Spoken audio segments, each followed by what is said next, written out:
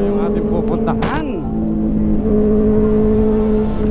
Ngayon, diretso tayo ngayon ng so one thing for sure, ikutan muna natin dito yung Quezon Province Endurance Challenge. Dito gaganapin ngayon sa convention. So, ang hinihintay lang namin ay permiso. Ito po yung papasukan. Dito po kayo papunta sa convention center. Ito yung ating pupuntahan. So ikutan natin yung buong venue. So dito magaganap ang starting grid version 2 ng Quezon Province Endurance Challenge. Dito ngayon magpapark. Magiging registration. Dito din niya yung mga motor. Yung magiging